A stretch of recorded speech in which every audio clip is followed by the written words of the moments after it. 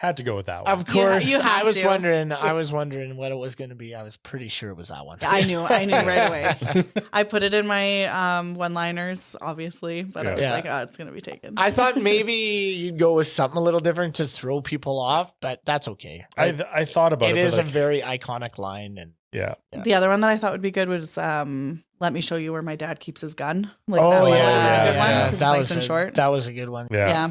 And I was like, or something from when he finally tells his mom, but I'm like, that's too emotional to start off with. Or I'm ready to tell you my secret. Yeah. Sorry, these are all my one-liners. Yeah. We're just doing that category now. We'll just jump right in. All right. Welcome to Screams and Streams, the podcast that looks at the best and worst horror movies as rated on Rotten Tomatoes from 1970 onwards. I'm your host, Sam, and with me are my co-hosts, Mike and Chad. Be sure to check us out on Instagram. Our handle is @ScreamStreamPod. Also, check out our website, screamsandstreams.com, for more information about the films we're looking at. Just a warning, if you don't like spoilers, especially for this movie, we recommend that you stop listening now, check out the film, and then rejoin us for our discussion. Today, we're looking at the best film of its year. It is M. Night Shyamalan's 1999 film, The Sixth Sense. It scored 86% on Rotten Tomatoes, so let's get into it. Chad, do you have a summary for us?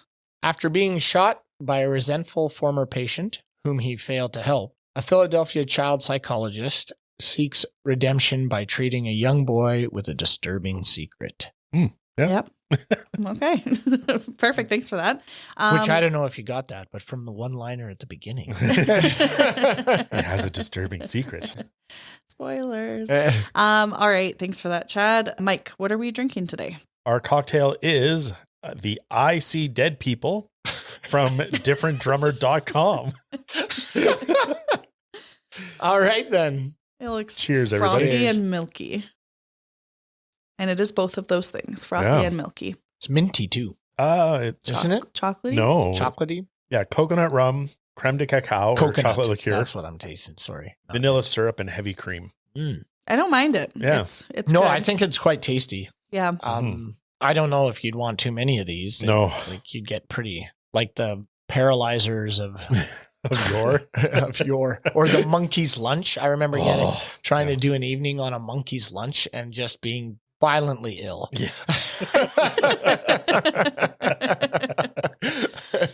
I had like 4 or 5 of them and then just be like, I do not feel good. I'm going home. The tummy ache. Yeah, it just like all this milk and cream just jostling in there. And I was just like, that was a bad idea.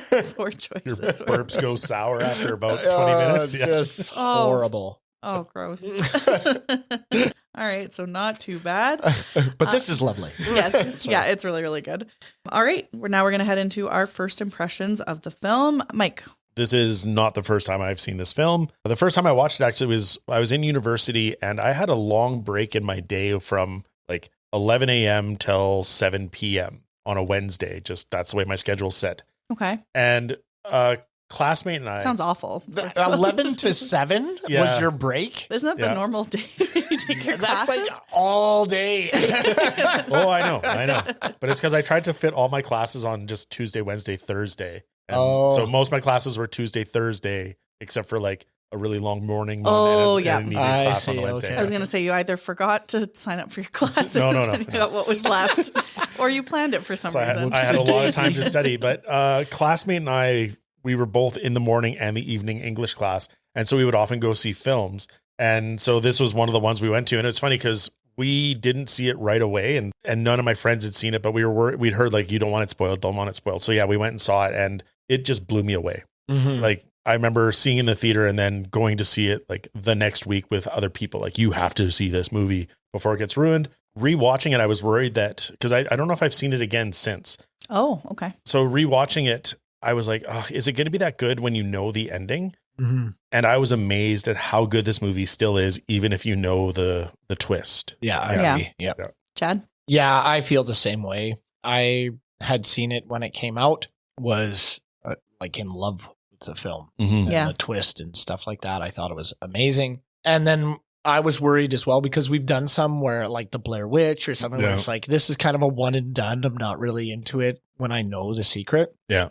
And so I was also concerned about that. And then when I watched it, I was still in love with all the moments. Mm. And it was interesting to view it as someone who knows the secret Yeah. and the interaction. Because I know they do like a kind of a flashback of all the moments to kind of show you why he's what he is.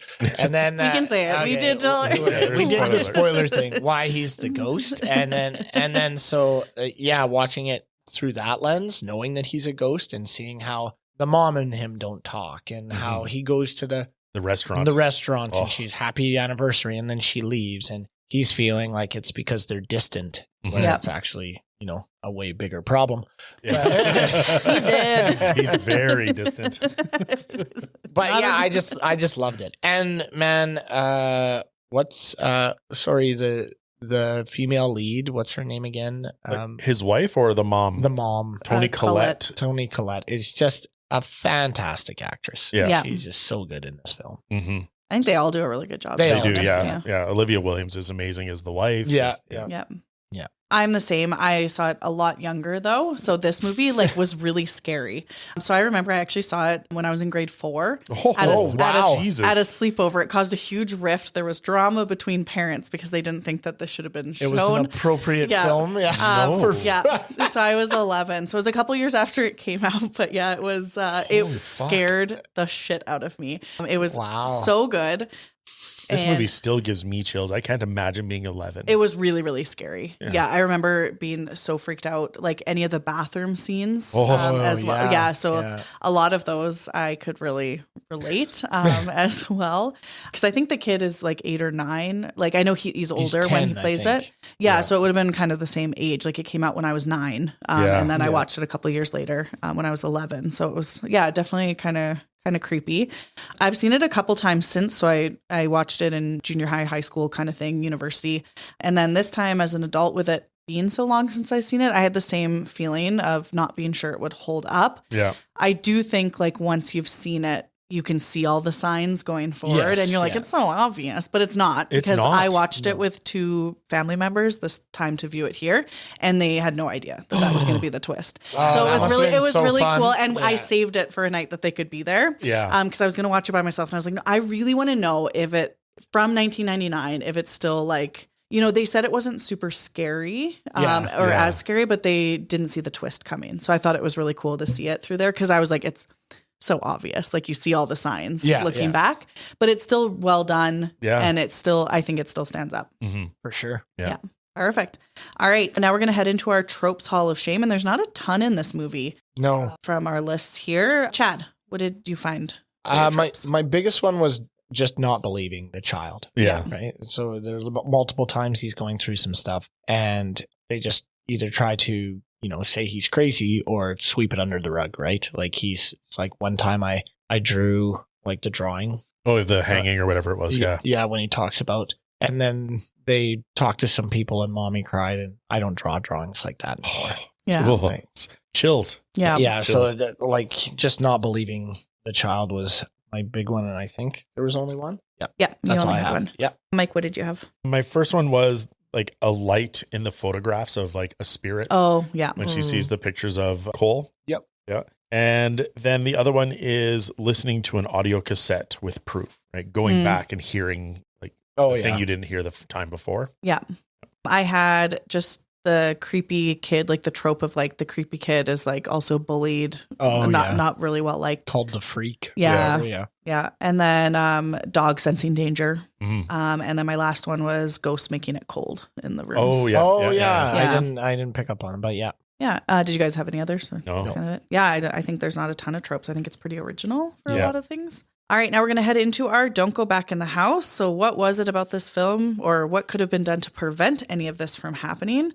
Which I've found kind of tough. So did I. For this one, because you can't really help it if you can see dead people. Well, or shot by a home invader, right? Like. So mine is on that note. I said, just get a better security system. And they did. I was like, they also didn't hear the glass breaking. Smashing. And it's up on the second level. So how did he go up the fire escape? That's what I didn't get. But I assumed he broke in while they were at the awards ceremony. Oh, so he's just been waiting up there in the bathroom? He's been waiting up there, in his underwear for whatever reason. He's naked, or almost naked. But, yeah, so that was mine. And then besides that, it was like, don't be a psychologist, I guess. But I don't know, like that's a stretch. So, Chad, what did you have? I only really had and I guess she's working 2 jobs and barely making ends meet. My thing was get a proper psychologist, get somebody to actually tend to the boy's needs. But that's pretty tough if you can't afford that kind of. And I know American insurance is vastly different than Canadian insurance. So I doubt her part-time jobs cover that. So yeah, I think probably I'd have to jump on the bandwagon with Sam and just say, yeah, either A, don't become a child psychologist or protect your home better. Yeah. Make sure that he doesn't get in. But it's pretty hard, this one. So those were my 2, I guess. Mine was more from the eyes of Cole or Haley Joel Osment. And I was like, just tell him he's dead right away, maybe. But there's a trope in horror films where it's like the dead need something. And that's why they're still haunting. Yeah. Right. So, and usually the movie ends with, oh, we listened to the dead person, everything's okay. And that seems to be Cole's journey. But he's young. So it's like, listen to the dead people from the beginning. Right. But that's easier to said than done to a 10-year-old. And he's pretty scared of them too. Well, for sure. Yeah. Well, he sees them as they're dead. So he sees all the injuries and stuff. That's pretty wild. Like that gun one you talked about. Yeah. Oh, yeah. And he just turns his head and the whole back of his head's missing. That one got me. I remember watching that holy as a shit. kid and just Or the poison girl vomiting. Vomiting right out of the gate. So my son walked down right when that happened. Oh. And he's like, what are you watching? I said, I'm watching The Sixth Sense. He's like, huh. And then he just kind of hung around. He's like, what's wrong with her? And then I was like, well, do you want to watch it with me? And he's like, okay. So he sat down and he watched the last half of the film with me. But that section came out and I thought he was going to get freaked out, but he didn't. But it's pretty wild. It's crazy. All right. Now we're going to head into our one-liners. I only had a couple here. Obviously, there's a whole bunch of quotable lines. We went through a bunch of them already. Mm-hmm. I liked when Malcolm goes, keep moving, cheese dick. Yeah, I had that one as well. which was really good. And then for the most part, mine are a lot of Cole's lines and just the way that he delivered them were so good. So good, yeah. And just him saying his whole interaction after he says, I see dead people. Yeah. So it's him and Malcolm. And then Malcolm's like, in your dreams? And he goes, no. He shakes his head. And then Malcolm goes, well, you're awake. And then he nods. And it's so creepy. And then he goes, dead people in graves, in coffins. And then just the way he delivers, walking around like regular people. They don't see each other. They only see what they want to see. They don't know they're dead. Mm-hmm. And then he goes, how often do you see them? He goes, all the time. They're everywhere. And just the chills. Yeah. And just the way he's saying it. He's clearly terrified. He's just a boy. Yeah. And he's sitting in his little bed. I don't know. Yeah. I thought he just did a fantastic job with those. Yeah. The level of his delivery, the line delivery where it's quiet and again, I've talked about that theater feeling, this one for sure. When he's saying that, it's just, you have to have it turned up. You have to have that almost ASMR almost. Yeah. Right. That his breathy delivery just, yeah. So good. Creeps me out. Mm-hmm. Mike, what did you have? Chad had brought up it made mommy cry. Mommy doesn't cry anymore, but it's they don't have meetings about rainbows. I don't know if you'd said that, but I like that. Yeah. Yeah. They draw rainbows. They don't have meetings about rainbows. Yeah. Mm-hmm. Yeah. And then on Cole delivering the conversation about the dead people is do you ever feel that prickly thing on the back of your neck? That's them. Right. Mm-hmm. Yeah. And then I like with that one too at the right after that. And then he goes, when they get mad, it gets cold. Yeah. And then, so you're looking for that throughout. Yeah. And I just remember how much suspense that built whenever you saw the breath happening. Yeah. You're like, what is going to happen? Why are they mad? What are they going to do? So I remember that vividly. Yeah. Chad, what about you? I had, you believe me, don't you? How can you help me if you don't believe me? Yeah. I thought that was really good. And this one's more comedic. It was from the wedding video. And the bridesmaid is like, you better make her happy. I'm not talking tastes like real butter kind of happy.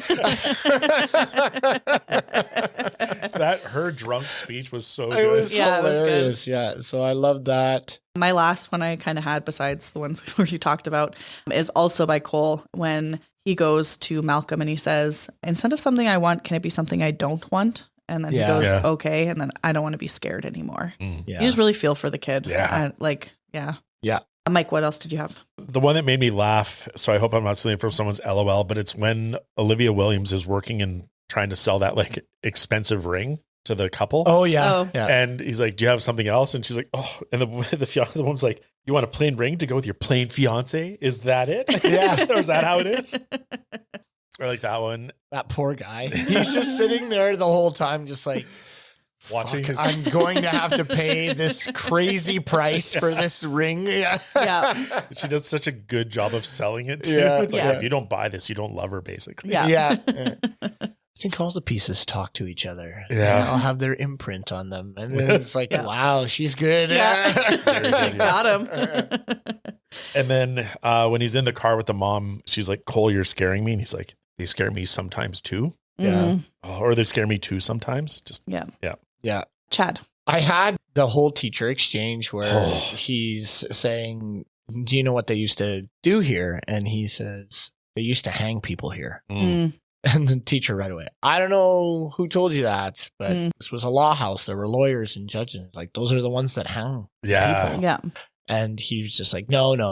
He just sloughs it off and then calls him Stuttering Stanley and makes him freak out. Like Yeah. that whole progression. There are just so many good scenes in this Yeah. film. Yeah. That it was great. And Cole has so many quotable lines. You're nice, but you can't help me. Yeah. Yeah. And I'll just say my last one from Donnie Wahlberg when he's in the bathroom and he's like, you know why you're afraid when you're alone? Oh, And yeah. It's just like chilling to see him in that state say that line. Yeah. It's just like, oh, Agreed. yeah, wild. All right. Now we're going to look at what doesn't hold up in this film. Chad, what do you have? Mine was technology. And this also, I'm going to say now, it also doubles up as my LOL, is when they're at the play and they start and all of a sudden all the video cameras pop up. Like every parent has a video camera and it's just, it's right there and they film the whole thing. Just the technology of those cameras, like now would be phones, right? So that was one of my laugh out louds. Well, it is mine too. I had it here. It doesn't hold up, but it also made me laugh. So because I could totally see it. And then I had another one, which was like, even though I thought it was well done, I wasn't sure about the teacher freak out, like whether it would translate today. But however, he did it to the point where he just pushed the teacher so far that he was like, shut up, you freak. Like, it was very impactful. But I just wasn't sure if that would still happen or if it would, like, if he would have said, okay, we're going to leave, get out of here, or call someone in. I don't know. But I just. Or like maybe not provoke him or just be like, okay. Like, oh, yeah, that's interesting. Let me look into it more. Yeah, like something like that to stop that from getting that far. Yeah. I think the teacher freak out is like he went back to a dark part of that teacher's past, right? Yeah. So, like, and the And teacher how did starts you know stuttering. that? Yeah. Which I think it would have been nice to kind of have seen that because we saw the burn victim and we saw the people hanging. Yeah. But how did he know? How did he know? And obviously they're telling him things. But at that point in the film, he wasn't really interacting with a lot of them. No. Like you could hear them and like, please help me in the recording and those types of things. But I don't think It would have been creepy if there was a kid like in his ear, just like, just whispering to him. Yeah. Yeah. And he was like, you stuttered when you went here. Yeah. How did you know that? Like, and the kid didn't have to be there the whole time, but No. like just to see that something was giving him that information. I mean, you assume that's what's happening. But yeah. anyways, those were my two. I had having antidepressant written on the the big bottle. Yeah. which is like almost a like laugh out loud, but it's like in case you don't know, it's an antidepressant. This is what it's for. Yeah, which you would never see that on a tag ever. Comes with a flag that you got to hold as you walk out. I'm depressed. A free hat with a spinny propeller on the top. These are my happy pills.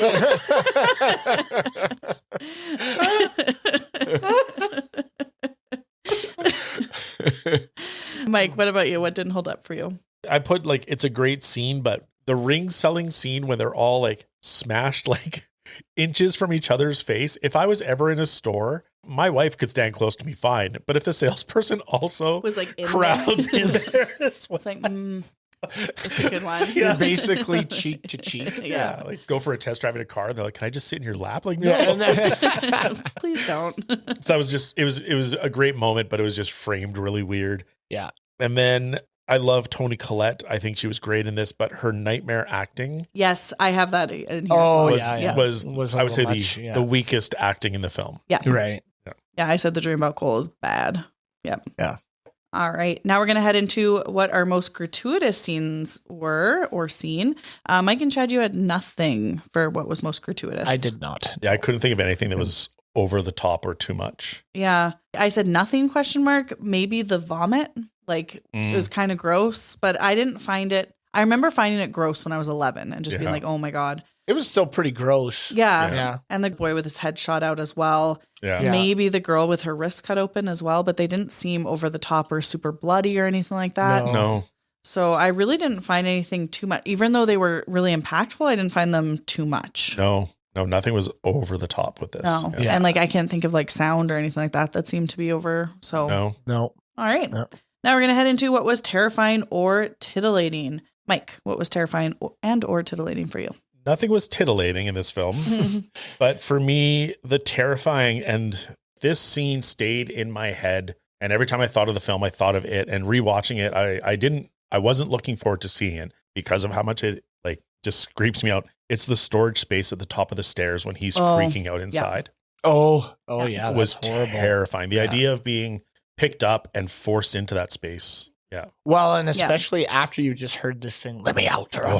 Yeah. Like super free. And he probably saw what was inside in making there. that. Yeah. And too, like the fact he didn't like in horror movies, you see them typically go in there and you're like, don't go in the house. Like, don't go in there. Why would you go after that noise?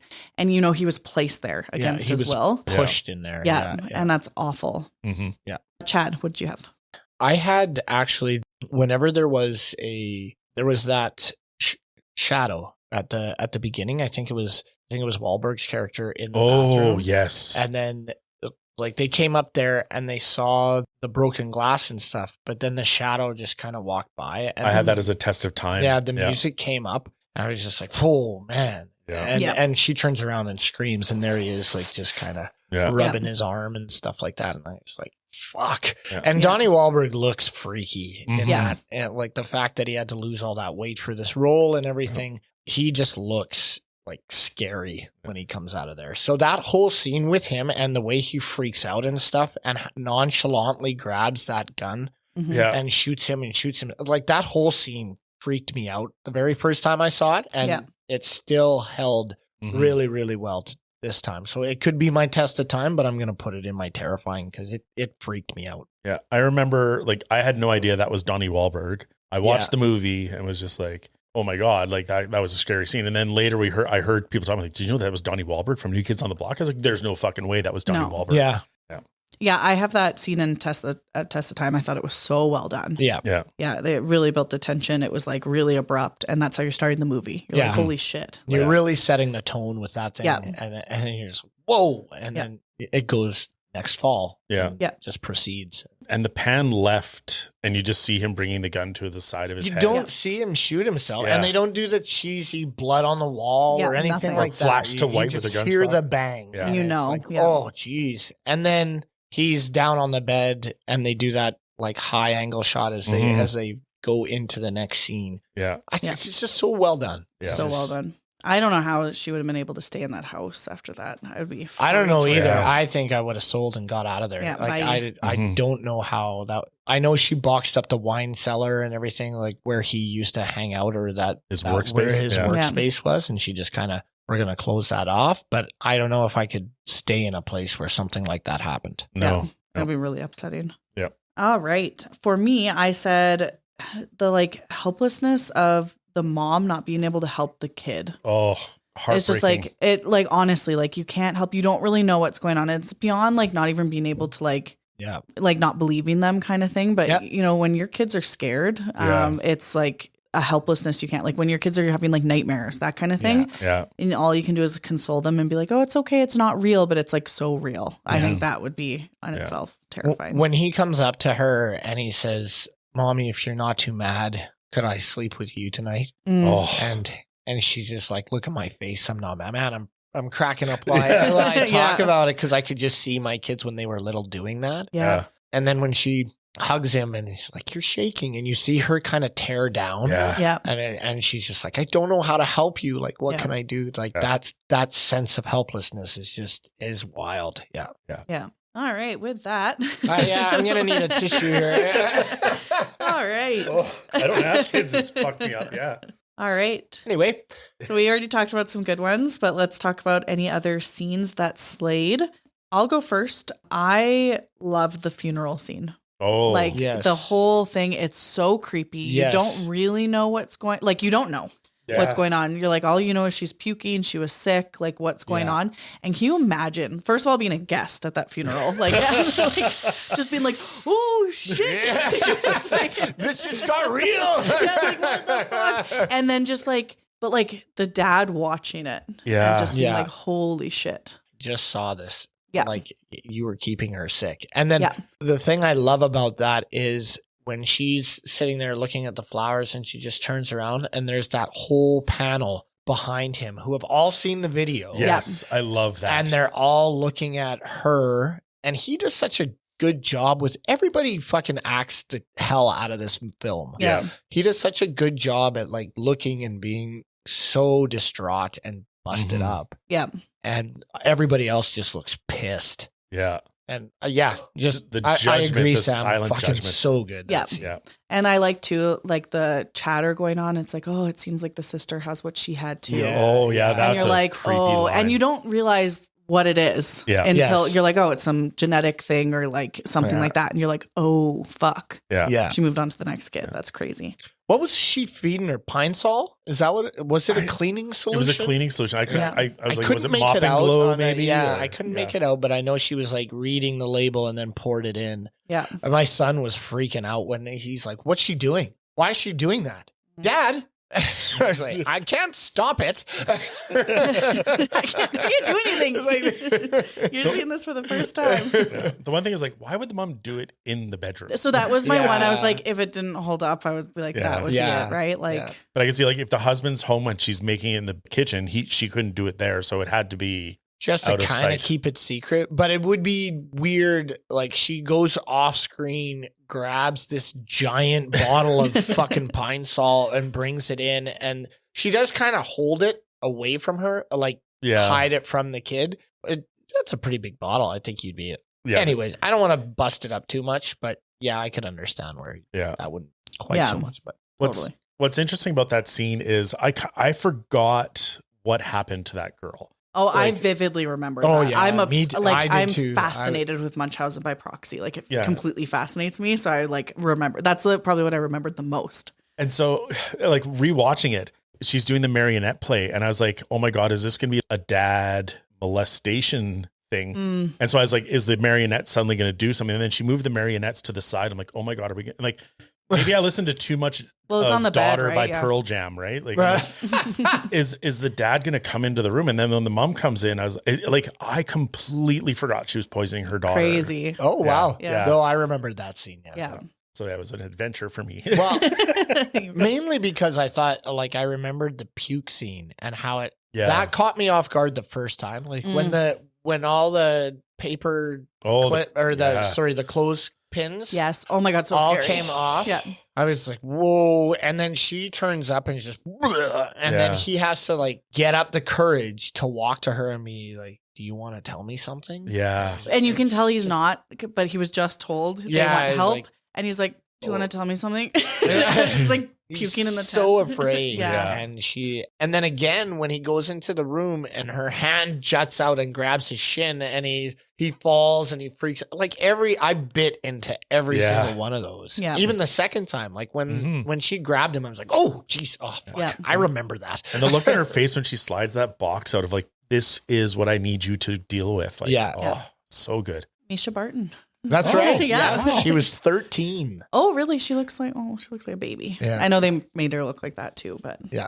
I also like to afterwards when they're like, or sorry, beforehand when they're driving, they're like, oh, she came a really long way to see me kind of thing. It's like, it's yeah. really feeding into that, like you can help them kind Yeah. of thing, Yeah. which is kind of cool. Okay. Now that I've talked about my scene forever, Mike, what scene slayed for you? Mine is the scene in Cole's kitchen with the cupboards. Oh yeah. I'm a sucker for a long shot. And there's a few in this film where it's just the camera does not cut and it just follows the characters. But it didn't make me jump as much this time as it did when I watched it the first time. But when she goes back, when she closes everything, goes into the laundry room and then comes back in and everything's open again and she, yeah. I remember that scaring the shit out of me the first time I saw it. And he's just sitting there. Yeah. And then she's like, Cole, what'd you want? And he's like, Pop-Tarts.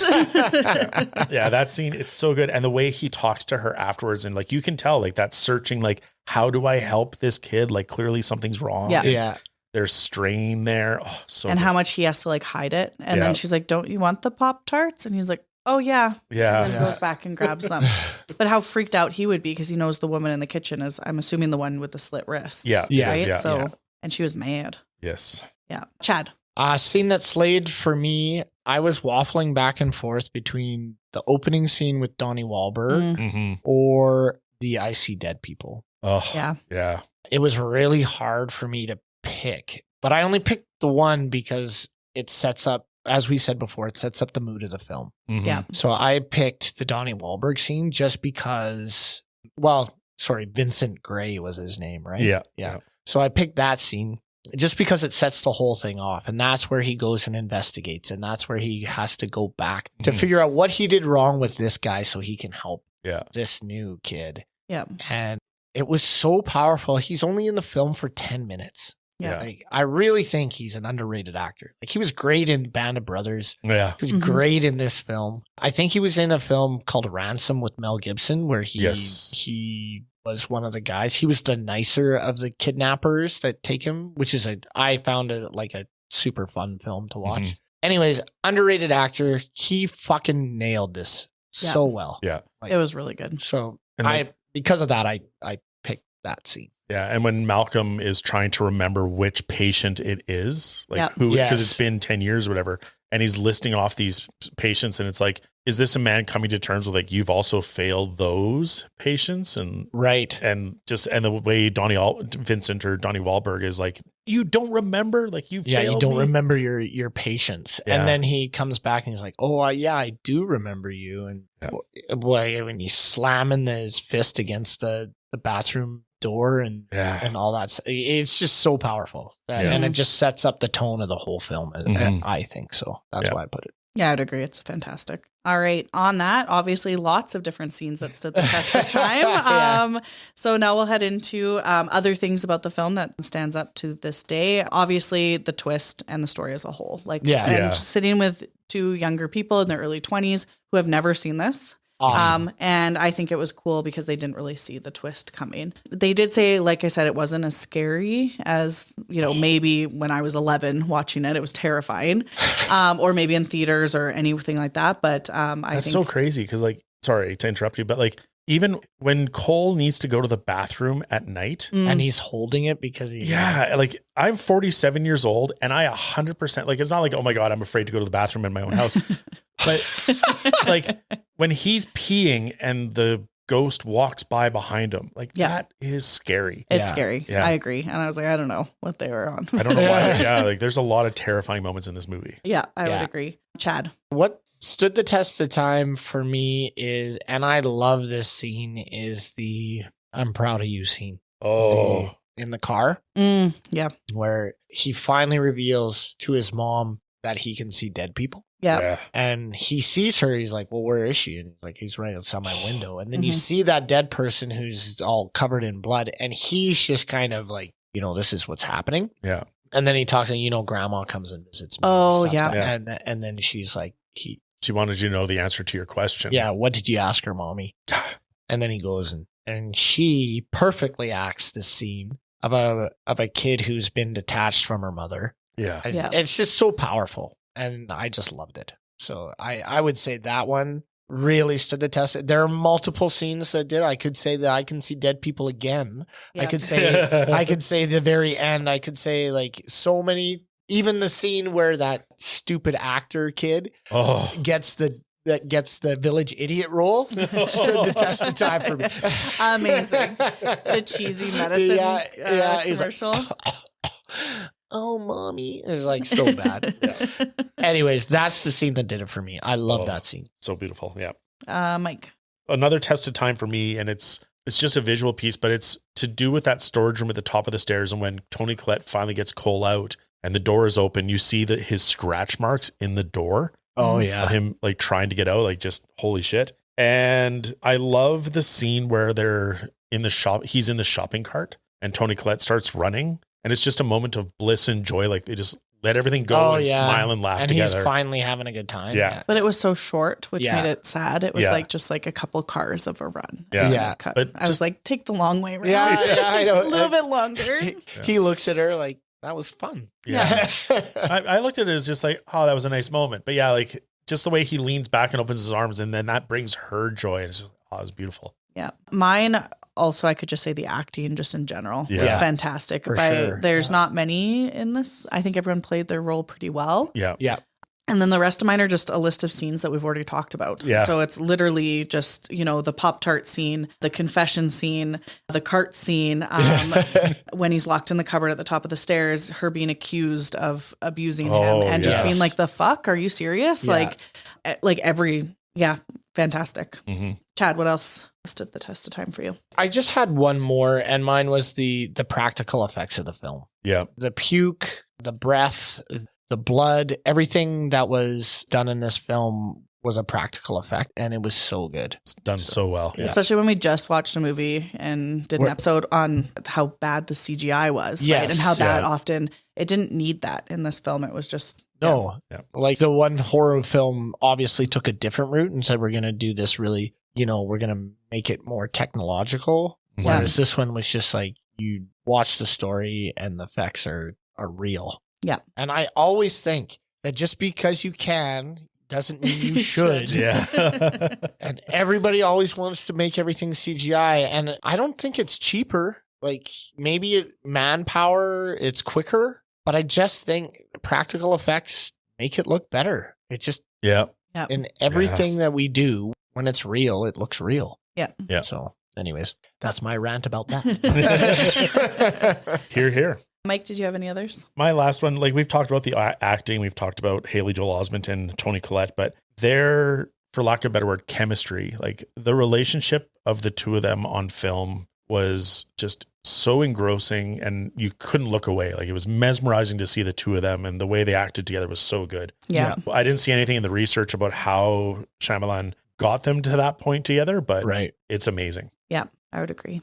All right, now we're going to head into our laugh out loud moment. Chad and I had nothing that we laughed out loud I at, didn't really laugh. as we've been too like much in tearing this. up I about know. this and like it's talking about the impact of like mental health and like Grabbing these tissues by the dozen. but Mike has 3 laugh out loud Three moments. laugh out loud. Okay, good. Not just one. Well, and 2 of them have been talked about. The parents with the video cameras made me laugh out loud. yeah, Okay. Yeah. Tommy, the bullying being cast as a village idiot. I laughed out loud. Okay. Yeah. And then this one it endeared me more to Cole, but it did make me laugh out loud. But it's when he's leaving the church as he's got his like soldiers that he's been playing with, and he just yanks a statue, like pulls a statue and like walks out with it. Like it did make me laugh because it was just like, it's a beautiful little moment. I don't know. Yeah. And Yeah, he then- grabs it, puts it in his bag, and Yeah, then you just- see him in his in his red little fort. And he's got all his little Jesus statues and Yeah. angels. Yeah. Yeah, but the psychologist like watching it, just be like, Yeah. "What the fuck? Yeah. Stealing from a church." stealing Jesus for it. All right. Fair enough. Yeah. Yeah, honestly. Yeah. All right. Now we're going to look at what was eerie or ear splitting in this film. Chad, what was eerie or ear splitting for you? Every single time they put a sound effect to back up what the spirit was doing, I jumped. Oh yeah. Yeah. Every time. In some horror movies, you watch it and they time it so that The Conjuring has gotten horribly bad for this. Is like, this is where you jump. Yeah. But in this one, they were so perfectly timed that they just seemed to happen together. Yeah. And every time it happened, it spooked me. Mhm. Yeah. Yeah. And so I thought they did it really, really well. The music was very appropriate for every scene that it was in. It was just, it was just very well done. So I thought they did a very good job with the sound effects and the music in this film. Great. Mike, what about you? Just to piggyback on the music, I just put like the score is well balanced. And I think that underplays the music in this film. It's there and there's string music and there's woodwinds and it never dominates and it never leads you to now you're going to be scared. It's always there underneath what's happening. Yeah. And it's very well done, very well balanced. Yeah. one of the people I agree completely. And I never really noticed it before, but one of the people I was watching this with, he said, oh, it's kind of cheesy Hallmark movie. Cause he was like, just because of the way that it was like, oh, he's going to help the ghost. Like you expect to be like, he doesn't watch a lot of scary movies or anything like that. Yeah. But he's like, it sounded a little bit Hallmark movie-y cause he wanted to continue to be scared, but it was coming to like the resolution of like helping the ghost and that kind of thing. So that was the one thing he mentioned, but it wasn't offensive. He just made a comment that it was like, well, I'm offended. It's coming for you. Hallmark. Nobody had a Henley in this movie. Well, we would have found out that Colette's character was actually a princess. Yeah. And the guy she was seeing was from a faraway country. That's right. He lumberjacked in his free time, or moved furniture in his free time. Yeah. Was back on business into the small town. He didn't have a quaint pickup truck though. No, he didn't. No. And he was a cheese dick, apparently. Just a giant cheese dick. Just the term cheese dick. I know. It's so good. Yeah. I think it's been lost. Yeah. We don't use it enough. No, bring it back. Yeah, bring it back. All right. Now we're going to head into moments that made us say, what the fuck?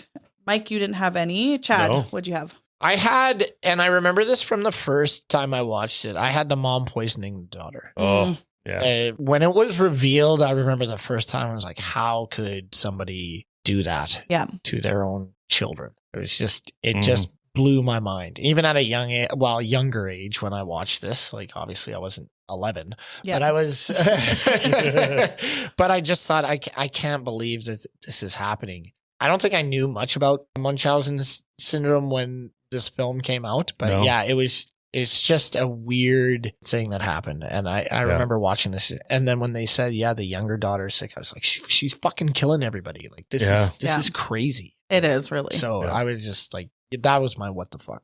Mine was just the reveal from watching it the first, like when you find out he's dead. For sure. I was like, what the fuck? Yeah, like, yeah. What, he's dead? Yeah, and what? That's definitely fair. Yeah. Yes.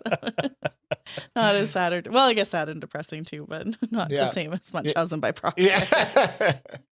All right, now we're going to move into what was hiding in the shadows. Mike, you had quite a few. Chad, you had none. Mike, what was hiding in the shadows for you? So my first one, and this confuses me because I don't have an answer to it, hence it in this category, but I didn't find anything when I was doing research either. Malcolm is reviewing his notes before he meets with Cole in the church. This is when he's dead, but he sits and he reviews the notes. He goes and he meets Cole. Yeah. And then he goes back to his basement and he's reading through his notes, but the notes were written before. And it says he missed the meeting and met Cole in the church. So was Malcolm actually hired to help Cole before he was shot is my question. Because why would he have notes written already about him that say I missed the meeting and met him in a church? I was wondering, so I also had questions about that. Was that maybe the other kids' notes he was reviewing? But it said Cole. Oh, yeah. I guess. And it would be weird if it was like Vincent's notes were the exact same event. I don't know. But they did show him writing though, right? Yeah. Like in the basement, he was writing. Yeah, but the page is he's writing something on the side. He writes the Latin. Right. He's writing the Latin in the margin, but the page that we see there with the message about the church is the same page he read before he went into the church. So that was maybe.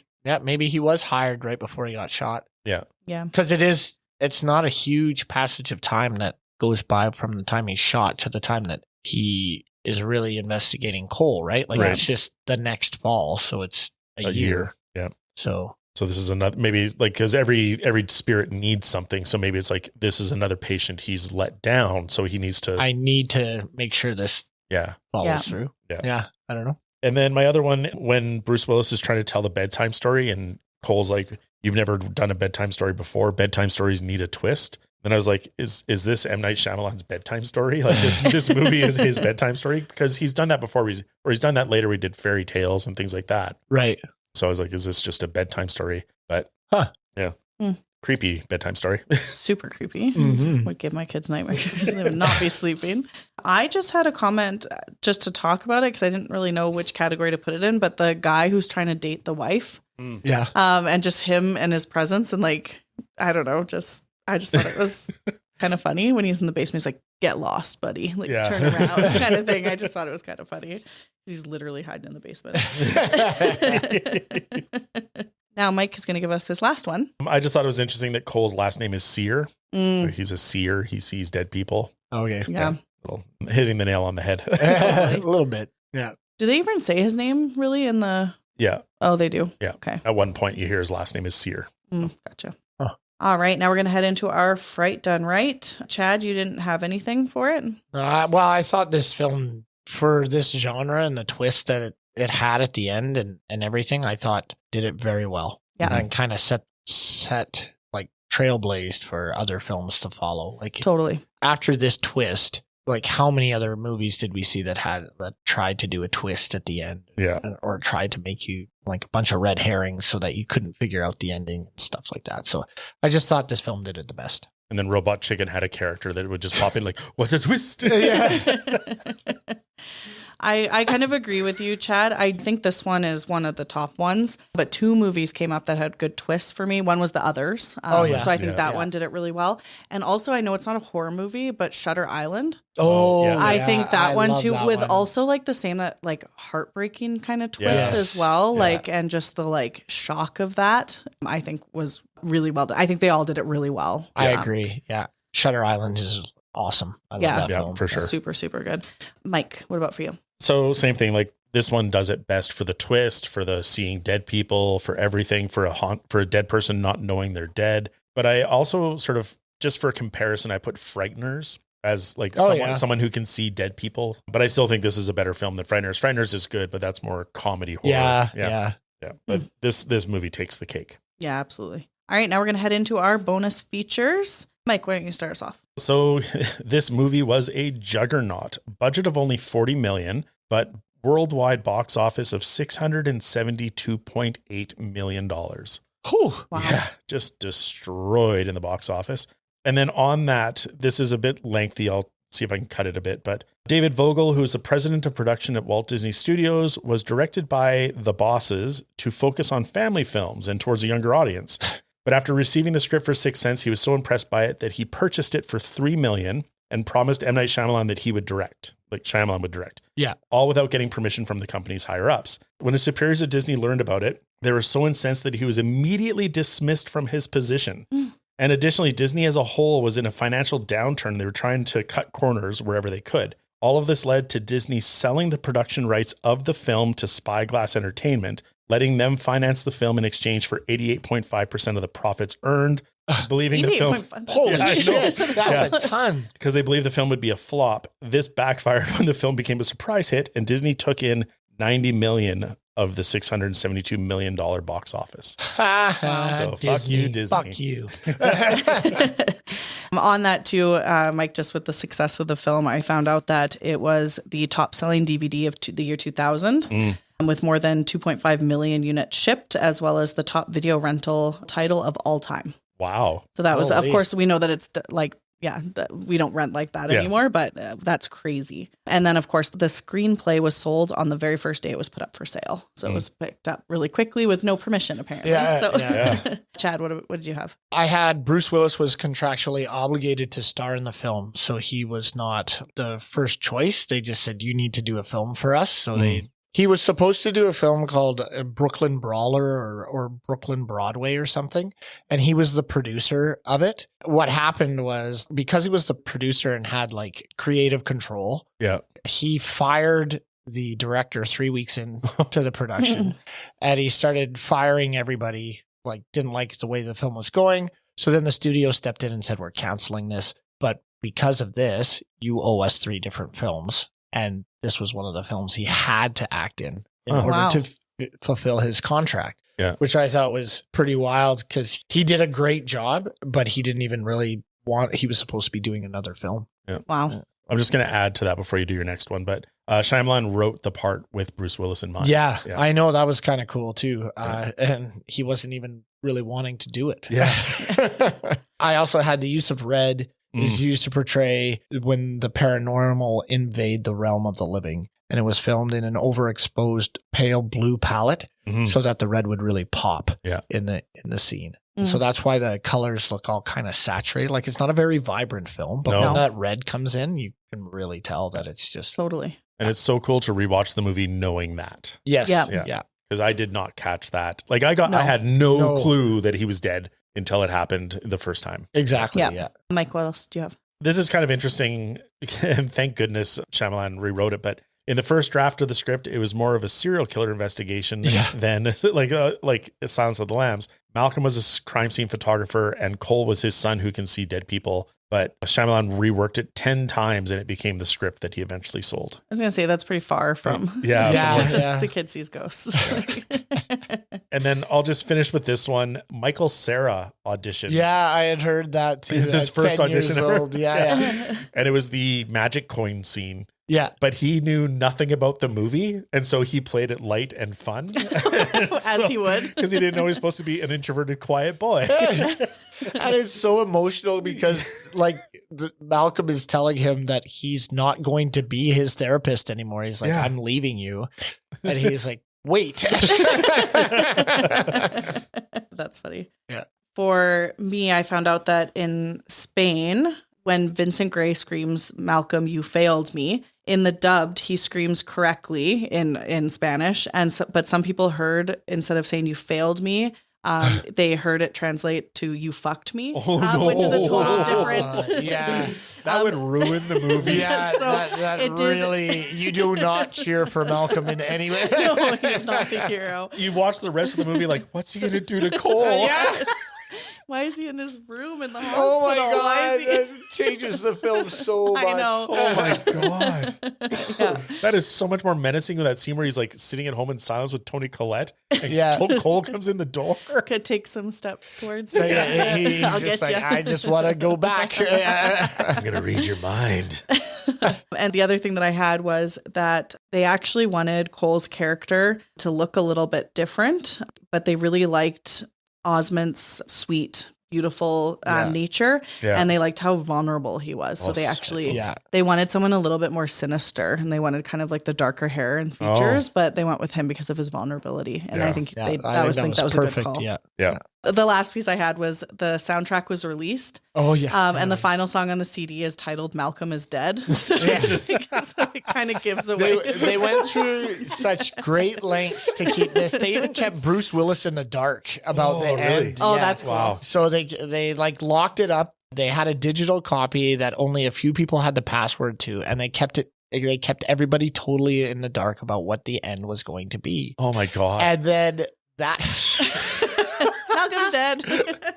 And they're like, so they went to great lengths about the film, but then they released the soundtrack, and then they had to pull it back because they were like, we can't have that out there. Oh no. They could have called it anything else. Oh, yeah, Malcolm's it's dead. like even Malcolm, just call it Malcolm. Or the end scene Yeah. or That's something. amazing. Pretty Yeah. wild, yeah. That's funny. Mike, any international titles? Only two. Germany called it The Sixth Sense. Not every gift is a blessing. And then this one I don't get. Hong Kong called it Demonize. Oh, But maybe that's a weird translation for somebody that sees dead people. But yeah, Demonize would not be this movie. No. Yeah. Good to know. All right, Chad, you had nothing else? oh, I do actually have perfect. a couple. So the I See Dead People line was almost cut by the studios. Well, They heard it, and they have like this target audience and stuff. They said that maybe it was going to be cheesy and corny. And so they were going to cut it for a way longer section where he had to explain all the stuff that was happening to him. But M. Night Shyamalan fought for it. In fact, he played a bunch of kids telling stories in like a deadpan kind of way to tell them why it would be so effective. And so he fought for it. And finally the studio said, fine, do what you want to do. Mhm. And it became one of the most It's iconic. quoted lines ever in film. Yeah. And then my last one was the cold breath was a practical effect, not added in post-production. I totally thought it was. No, That's amazing. they would drape plastic sheets down all over the set and pump in cold air to Jesus. bring it below freezing. wow. So every time you see them breathing, it's real. It's their breath. Wow, That's that's crazy. cool. And that is heavy, dense. Like Yeah, it's it was got to be cold. There minus were 10 some or times colder. where that breath came out and I was like, holy smokes. Once I'd learned that, I Yeah. just wow, it must have been freezing in there. Yeah. Wow. And that's it. That's my last All right. one. Thank you. All right. Now we're going to place this film on our watchability scale. We all clearly liked it. So let's see where it lands. Mike, where would you place it? It's a love fest. It's a 10 out of 10. There was very little like to pick apart with this movie. The fact that knowing the twist, it's still rewatchable and it still holds me and it still scares me. And we've talked about this with other movies where the parodies have ruined it. And this one's been parodied with the I See Dead People so many times. Yeah. And it did not take me out of the film at all. This is a 10 for me. Yeah. I think I'll do the same. There's not much. And even through our conversation, the scenes, how impactful it is, the acting, everything's phenomenal. I think I will also give it a 10. Chad? Yeah, it's a 10 for me as well. I just think it's almost a perfect film. Like everything that we've said that, you know, what that doesn't hold up is so minor that I just think the acting and the way it's written, and it's probably, in my opinion, M. Night Shyamalan's best film out of his category, right? Yeah. Absolutely. So, and I thoroughly enjoyed watching it again. And I just thought it was excellent. So yeah, it's a 10 out of 10 for me. Awesome. All right. Thank you very much for listening to us today. Remember to follow us on Instagram. We are at ScreamStreamPod. Stop by our website, screamsandstreams.com, where we have information about our episodes, descriptions of our categories, links to our research, our watchability scale, and a page where you can recommend movies you want us to discuss. Please rate, comment on, and subscribe to our show on any of the platforms where you get your podcasts. Until next time, this has been Mike and Chad and Sam. Scare you later.